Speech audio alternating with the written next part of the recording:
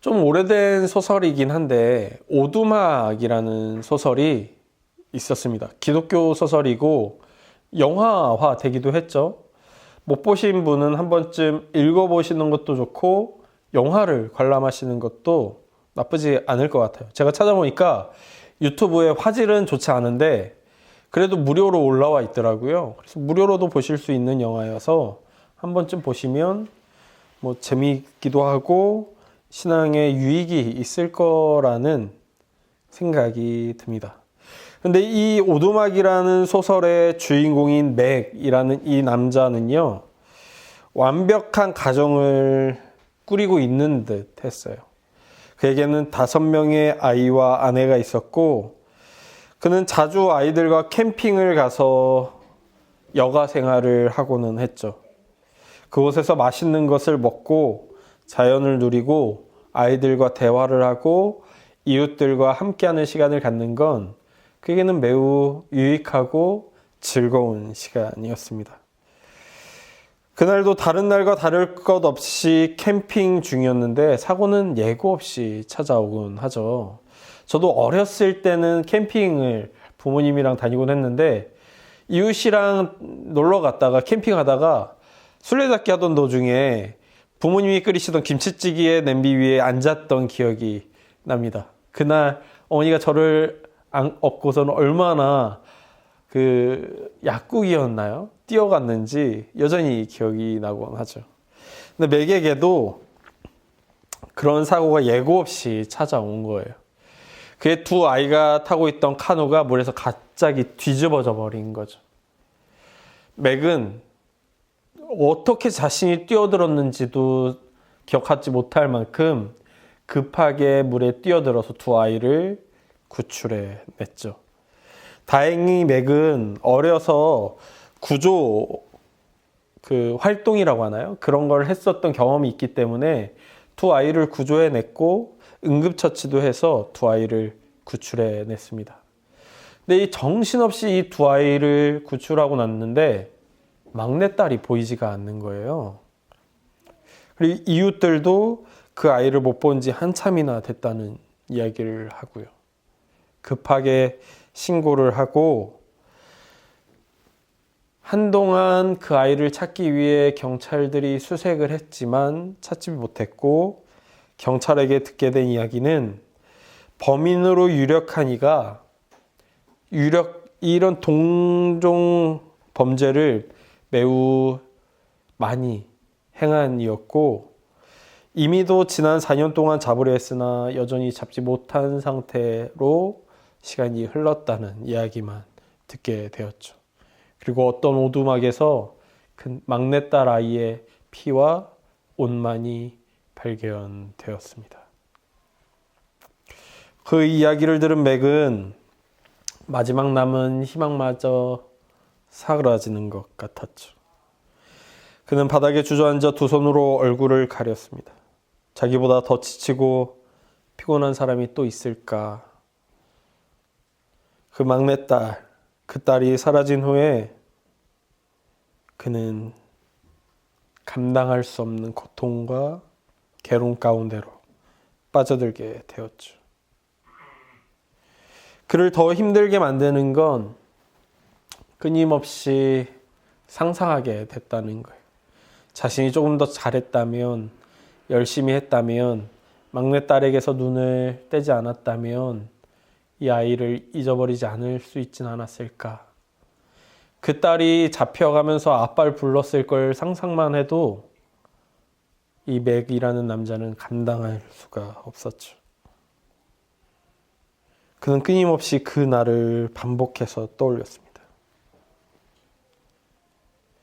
또한 그 공포스러운 이미지와 함께 다른 기억들이 성광처럼 섞여서 그를 괴롭혔는데 그 미시라는 막내딸 아이의 이름이 붙인 컵을 들고 아장아장 걷던 어렸을 때의 기억. 초콜릿 케이크를 너무 먹고 취해버린 2살 때의 기억. 아빠의 품에 안전하게 잠들었던 기억들이 그에겐 떠오르곤 했죠.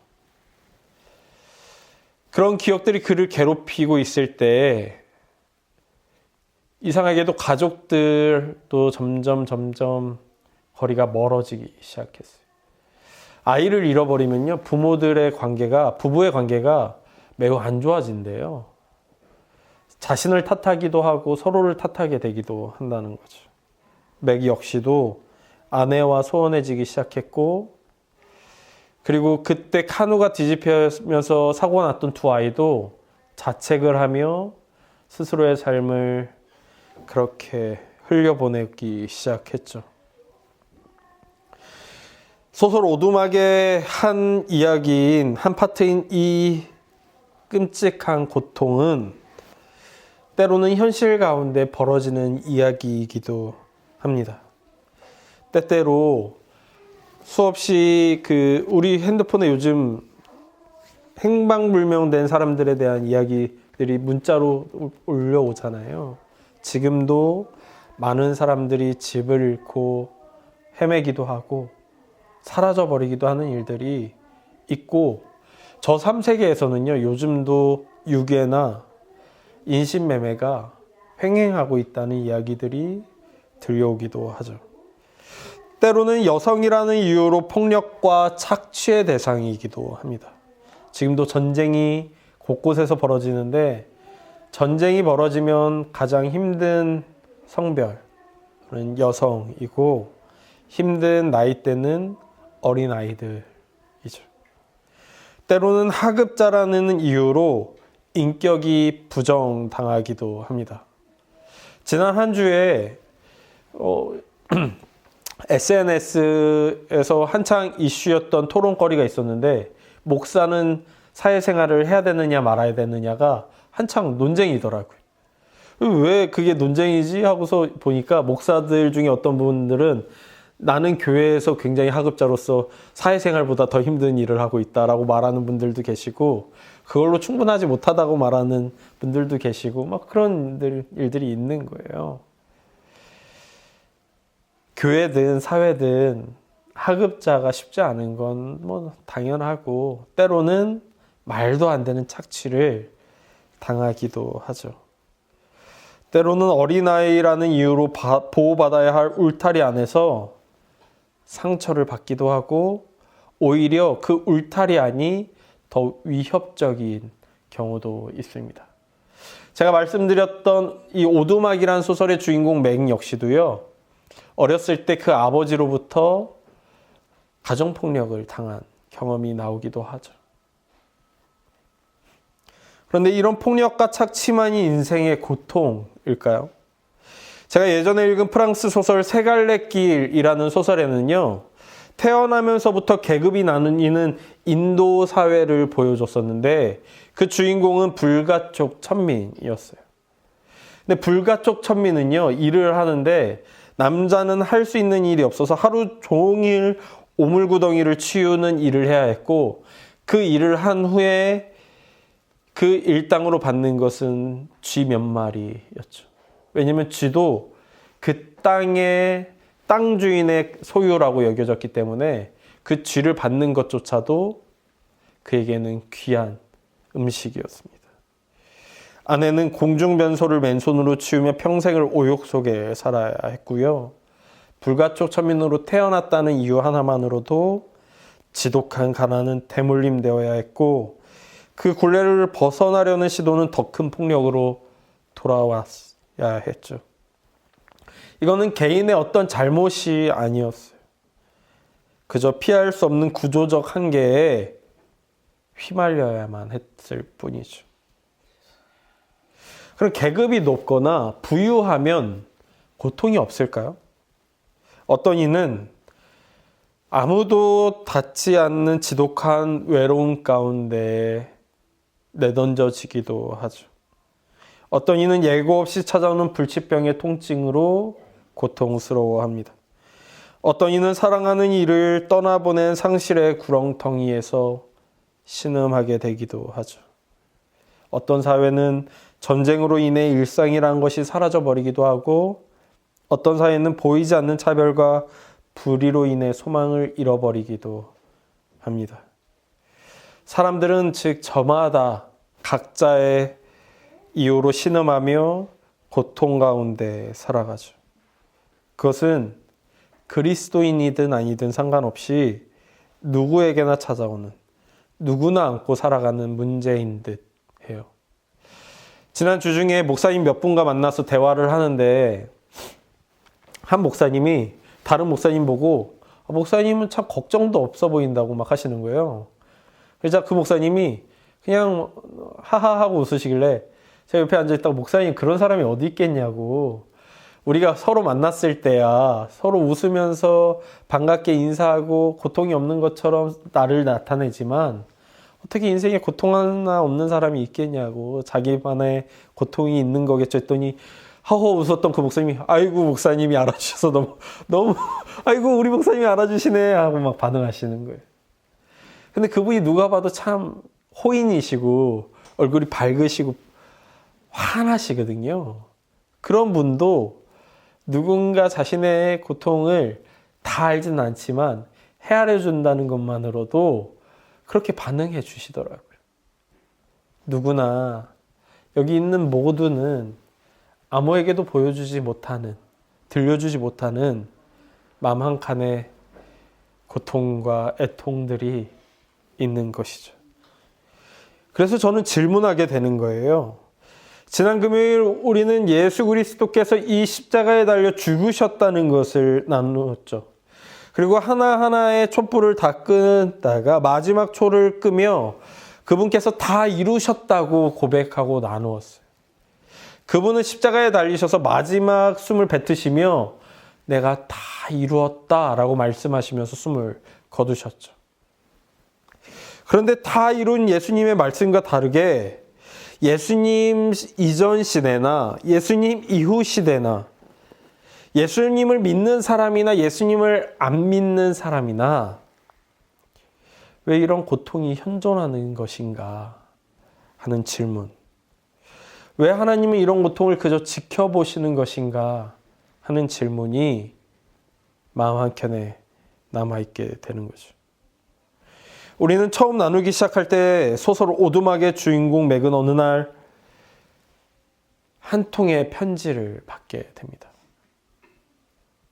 죽은 딸이 발견된 오두막에서 만나자는 초대장이었죠. 그래서 이 초대장을 처음에 의심했어요. 범인이 내 딸을 죽이고 나도 죽이려고 날 지금 부르는 건가 하는 의심이 들지만 그럼에도 불구하고 그런 의심과 걱정을 한켠에 가진 채 그 오두막을 찾게 됩니다. 그리고 그 오두막에서 파파라고 소개하는 성부와 성자와 성령 하나님을 만나게 되죠. 그리고 그곳에서 그는 하나님에게 우리와 동일한 질문을 해요. 하나님은 정의로우시냐고, 하나님은 전능하시냐고, 그렇다면 어떻게 내 딸이 그렇게 죽어갈 때 그렇게 무력하게 아무것도 하지 않으실 수 있냐고. 생각해보면 당신은 항상 그래왔다고. 예수가 죽을 때도 아무것도 하지 않으셨고 당신을 믿는 이들이 죽어갈 때 당신은 아무것도 하지 않는 것 같았다고 질문을 합니다. 그러자 그 영화에서 그 하나님께서는 그 질문에 대해 이렇게 대답하시죠. 그가 상처받고 고통받을 때 아무것도 안 한 것이 아니라 그와 함께 상처받고 그와 함께 고통받았다고. 누군가 애통해할 때, 누군가 괴로워할 때 하나님은 그를 홀로 두지 않으시고 그와 함께 애통해하시고 아파하시고 상처받으시고 함께 눈물 흘리셨다라고 들려주죠. 근데 거기서 멈춘다면 저는 우리 하나님이 너무 무력하고 무능한 거 아닌가? 라는 생각을 하게 돼요. 왜 그냥 같이 아파만 하시는 것인가? 왜 나를 고통 가운데 빠뜨리는 일을 벌하지 않는 것인가? 누가 봐도 불의한 죄가 벌어질 때 하나님은 왜 그것을 치리하지 않으시는 것인가? 지금 이 땅에 있는 이 불의와 전쟁을 하나님은 왜 멈추지 않으시는 것인가? 누가 봐도 한쪽 편에서 탐욕 가운데 이 전쟁을 벌이는 것 같은데 왜 징치하지 않으시는 것인가? 심지어 이스라엘이란 그 나라는 복음이라는 이름으로 무기를 만들어서 사람을 죽이는데 하나님의 이름이 이렇게 더럽혀지는 것을 하나님은 왜 두고 보시는 것인가 질문하게 되는 것이죠. 그때 성령님께서는 그 동일한 질문을 가지고 있는 이 맥이라는 사람을 데리고 선택하게 합니다. 환상 가운데 두 아이를 보게 하는 거죠. 그 카누가 뒤집힌 이후로 스스로의 삶을 자책하며 방황하다가 스스로의 삶을 그냥 더럽히거나 어그러뜨리려고 하는 이 두 아이, 이제는 부모의 말도 듣지 않는 이 두 아이를 보여주며 네가 과연 선택할 수 있겠느냐고, 네가 한 명을 선택하면 그는 천국으로 데려가고 네가 선택하지 않은 아이는 심판하겠다고, 선택할 수 있겠냐고 선택을 종용합니다. 그때 맥은 절규하며 이렇게 외치죠. 못하겠다고, 그럴 수 없다고, 차라리 나를 지옥에 보내고 아이들은 대신 모두 천국으로 데려가시라고. 이때 맥의 마음은 어떤 거였을까요? 부모가 아무리 자신의 말을 듣지 않고 마음을 애통하게 한다고 해서 그 아이를 버릴 수 있을까 하는 생각이 들게 됐습니다. 가끔 저희 둘째가요, 저한테 아빠 나 미워하지 라는 이야기를 하곤 해요. 왜냐면 제가 저 녀석을 괴롭히는 걸 조금 좋아하긴 하거든요. 근데 제가 저 녀석을 약간 괴롭히는 건 저희 둘째가 미워서나 둘째가 제 말을 안 들어서나 둘째가 싫어서가 아니고 둘째가 너무 좋아서, 저 볼이 너무 좋아서, 저 뱃살이 너무 좋아서, 저 발바닥이 너무 좋아서 이렇게 주물럭거리다 보면 아빠가 괴롭힌다고 생각하더라고요. 버릴 수 없습니다. 버릴 수 없어요.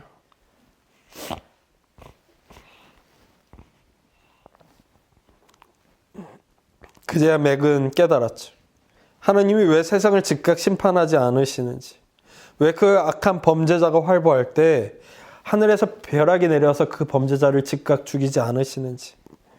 하나님에게 이 세상은요, 심판해야 할 죄인들의 집합소가 아니라 하나라도 잃어버릴 수 없는 자녀들의 집이기 때문입니다.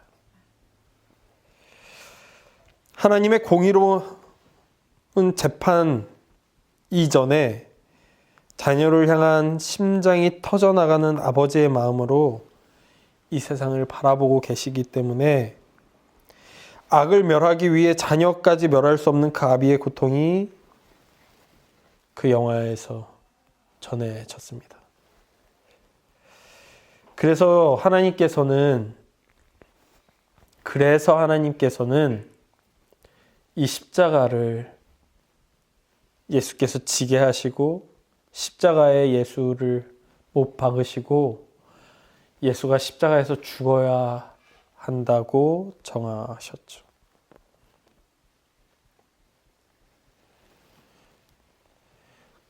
십자가는 예수께서 다 그 위에서 성취하셨다는 그 이야기는 나라는 존재가 감히 그 십자가를 통해 하나님과 화목하게 됐다는 것을 증언해 줍니다.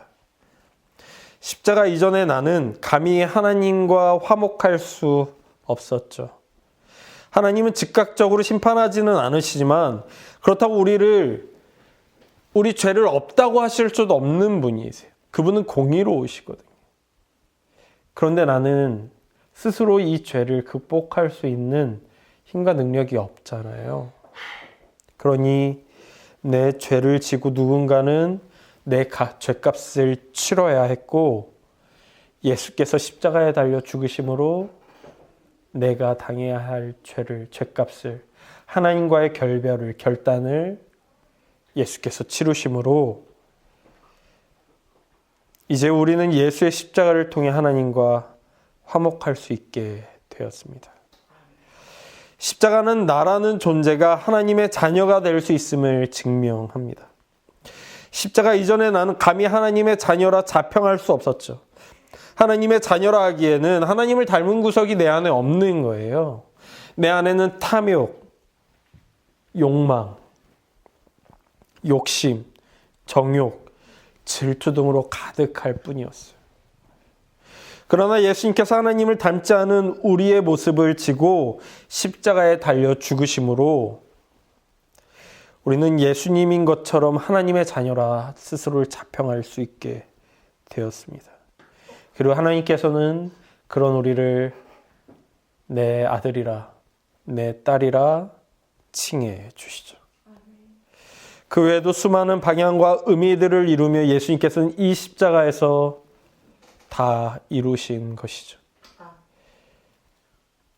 그분이 다 이루셨다는 건 심판이 지금 즉각적으로 일어나지 않는 또 하나의 이유이기도 한 것입니다. 그래서 이제 우리는 나라는 존재를 십자가를 통해 비추어 보게 됩니다.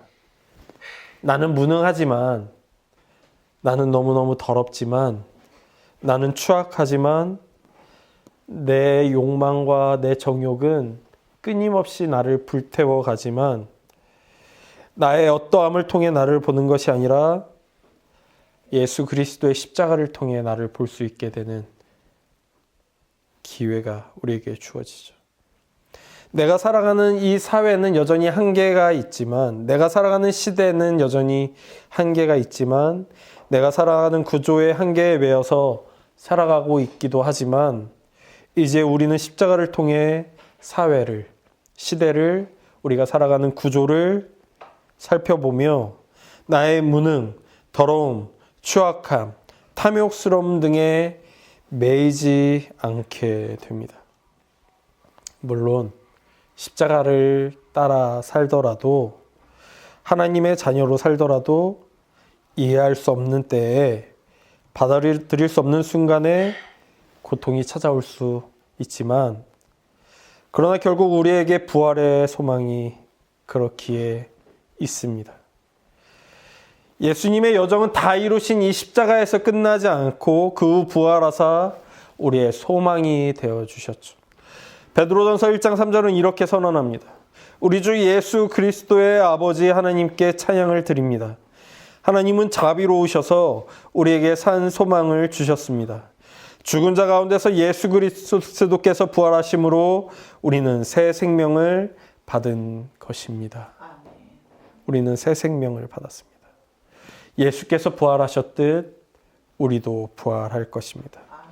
그때에는 이리와 어린 양이 함께 먹을 것이고, 사자가 소처럼 풀을 뜯을 것이고, 뱀은 흙을 양식으로 삼을 것이며, 그 나라에는 해함도 없겠고 상함도 없을 것이기 때문입니다.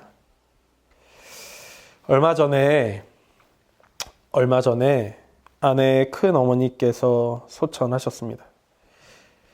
그곳에는, 그래서 그 장례식장엔 이 육체로는 다시는 만날 수 없다는 슬픔이 있었죠.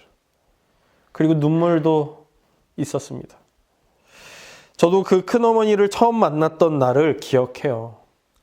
아내 이제 사위 될 사람입니다. 조카 사위 될 사람입니다. 하고 인사를 명절에 갔어요. 명절에. 추석이었던 걸로 기억하는데, 그 명절에 찾아뵀더니 목사님이시고 사모님이셨거든요. 목사가 될 사위라고 얼마나 환하게 웃으시며 반겨주셨는지를 기억해요.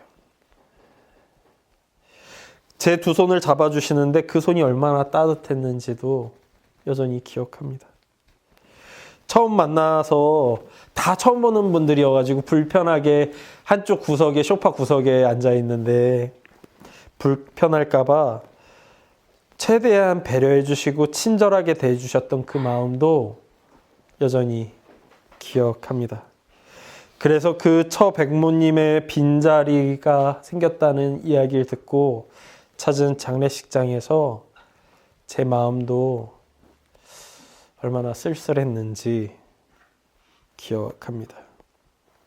그러나 그 자리가 슬픔만이 가득하지 않았던 것은 우리에게는 다시 만날 약속이 있기 때문이었죠. 그날에는 더 이상 암이라는 것도, 투병의 고통이라는 것도, 이별의 절망도, 기억의 소멸도 없을 것이기 때문입니다. 사회적 문제로 인한 고통도 그날에는 없을 거예요. 구조의 문제도 우리를 괴롭히지 않을 겁니다. 갑작스러운 질병도 없을 것이고 재능의 한계로 인해 더 이상 괴롭지 않을 겁니다. 때로는 그곳엔 장애도 없을 겁니다. 그럼에도 슬픔만이 가득하지 않은 것은, 그러니 슬픔이 우리를 주장하지 못하는 것은 우리에게는 부활이 약속되어 있고 그 부활의 때에 참된 평안이 있을 것이기 때문입니다. 오늘 이 부활의 아침, 지난 금요일 밤 꺼버린 예수의 생명에 다시 불을 붙입니다.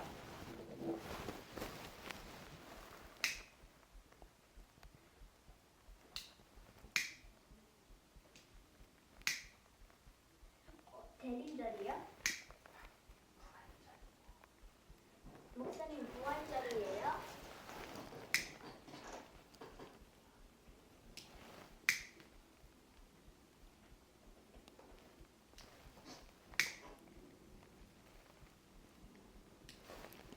지난 금요일 말씀드렸듯 이 초는 예수 그리스도의 생명을 상징합니다.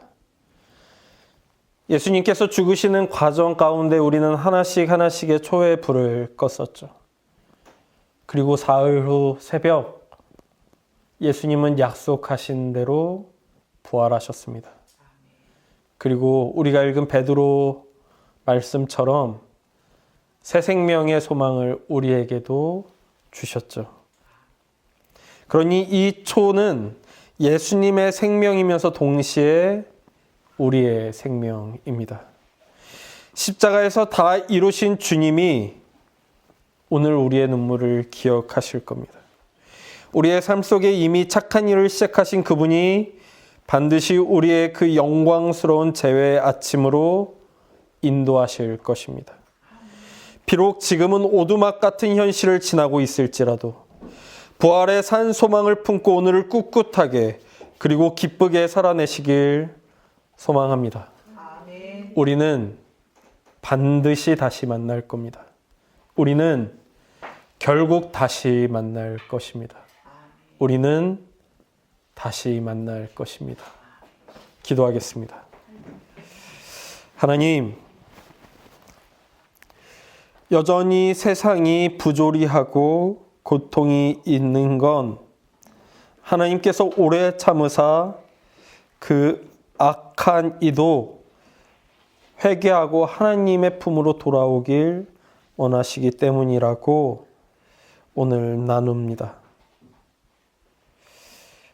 하나님, 그러니 먼저 그리스도인 된 이로써 세상의 부조리 가운데, 때로는 세상에 이해할 수 없는 고통 가운데 오늘을 착실히 살아가겠습니다. 그렇게 하루하루 살아가다가 하나님이 부르시는 어느 날 하나님의 품에 안기겠습니다. 그러니 그곳으로 우리를 책임지고 우리 손을 붙들고 인도하여 주시고, 그곳에서 우리가 다시 만날 때에 그곳에서는 더 이상 고통도 없고 눈물도 없고 부조리도 없고 애통도 없고 장애도 없는 그곳에서 함께 기뻐하며 함께 웃으며 함께 즐거워하며 영원히 하나님과 더불어 살아가는 우리가 되게 하여 주시옵소서. 예수 그리스도의 부활을 기념하며 또한 그 소망이 우리에게도 주어진 것에 감사하며 예수님의 이름으로 기도했습니다. 아멘.